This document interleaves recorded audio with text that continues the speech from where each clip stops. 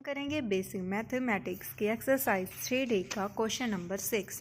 तो हमारे पास क्वेश्चन गिवन है, show that the line joining A and B, इसे हम मानेंगे ए और इसे मान लेंगे बी। तो हमारे पास दो पॉइंट्स गिवन है। उन्होंने कहा है कि जो ये वाले जो पॉइंट्स हैं वो किसके पैरेलल हैं। फर्स्ट क्वेश्चन में हमें प्रूव करना है parallel to line joining this. तो ए बी जो है वो पैरेलल है इस दोनों के, इन दोनों को हम सी एंड डी मान लेंगे। तो हमें प्रूफ करना है ए बी जो है वो किसके पैरेलल है, सी डी। तो हमें क्या प्रूफ करना है, A B parallel to C D.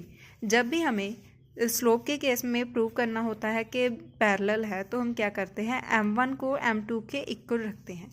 यानी कि m1 यानी ए बी का स्लोप जो है, ए बी के स्लोप को हम किसके साथ डिनोट करेंगे, m1 के साथ, और सी डी के स्लोप को m2 के साथ।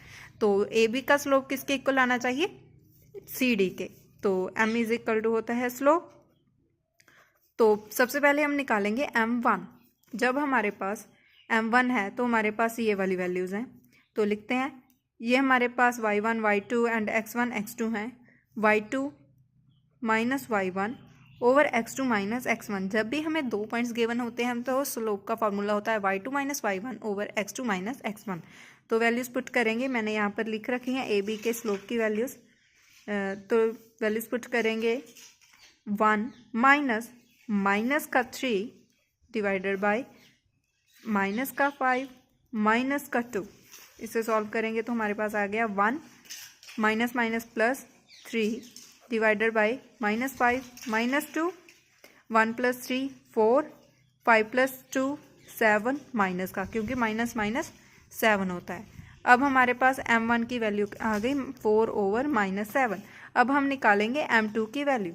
उसके केस में देखेंगे x1 x2 की जो वैल्यूज़ हैं और y1 y2 की जो वैल्यूज़ हैं। तो सी डी वाला स्लोप हमने m2 माना है, तो यहाँ पर हमने लिख दिया m2। और वैल्यूज़ हमारे पास 7 माइनस 1 0 3, 7 माइनस 1 0 एंड 3 मैंने लिख दी। तो फिर से हम फॉर्मूला लगाएंगे दो पॉइंट्स जब गिवन होते हैं, y2 minus y1 over x2 minus x1। Values put करेंगे, m is equal to y2 3 है माइनस माइनस का 1 डिवाइडेड बाय 0 माइनस 7।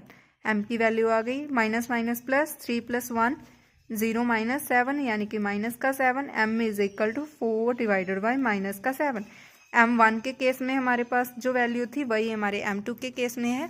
जब भी हमें पैरेलल प्रूव करना होता है तो m1 is equal to m2 होना चाहिए। तो m1 की वैल्यू है 4 over minus 7 is equal to 4 over minus 7। तो हमने यही शो करना था और हमने फर्स्ट केस में ये शो कर दिया, हैंस शोड। अब हम करेंगे इसका सेकंड पार्ट। तो फिर से हमारे पास ए बी लाइन है और सी डी लाइन है। पिछली बार हमने क्या प्रूव करना था कि पैरेलल प्रूव करो, इस बार हमें परपेंडिकुलर जो है प्रूव करना है। तो चलिए प्रूव करते हैं। जब भी हमें परपेंडिकुलर प्रूव करना होता है तो m1 यानी कि ए बी का स्लोप इनटू सी डी का स्लोप इज इक्वल टू -1 के इक्वल आना चाहिए। तो m1 into m2 is equal to क्या प्रूव करना है हमें, -1। तो सबसे पहले हम ए बी का स्लोप निकालेंगे। ए बी की हमने वैल्यूज ये वाली लिख रखी हैं। फॉर्मूला होता है y2 minus y1 over x2 minus x1, ये स्लोप का फॉर्मूला है। वैल्यूज पुट करेंगे, y2 minus y1 -2 minus 5 over x2 minus x1 0 minus 4 is equal to m1, क्योंकि m1 निकाल रहे हैं अभी। m1 is equal to minus का 7 ओवर माइनस का 4, माइनस माइनस कट हो गया। m1 की वैल्यू आ गई 7/4। अब हम निकालेंगे m2 यानी कि सी डी का स्लोप। फिर से वही formula y2 minus y1 over x2 minus x1। जो अभी हमने स्लोप निकाला था वो सी डी का था, और अब हम ए बी का स्लोप निकालेंगे क्योंकि हमने इन दोनों को ए बी माना है और इन दोनों को सी डी माना है। तो सी डी के केस में हम सी डी का अब निकालेंगे। तो मैंने इन दोनों को चेंज कर दिया, यहाँ पर सी डी लिखा हुआ था तो मैंने यहाँ पर ए बी लिख दिया है और इन दोनों को सी डी। तो हमने ए बी का स्लोप अभी निकाला है। ए बी का स्लोप ये है, सी डी का स्लोप अब हम निकालेंगे। उसमें y1 y2 x1 x2 की वैल्यूज ये वाली हैं। तो स्लोप का फॉर्मूला फिर से सेम रहेगा, y2 minus y1 over x2 minus x1। तो वैल्यूज पुट करेंगे, y2 minus y1 over x2 minus x1। तो हमारे पास बन गया 1 प्लस 3 ओवर माइनस का 7 4 ओवर माइनस 7।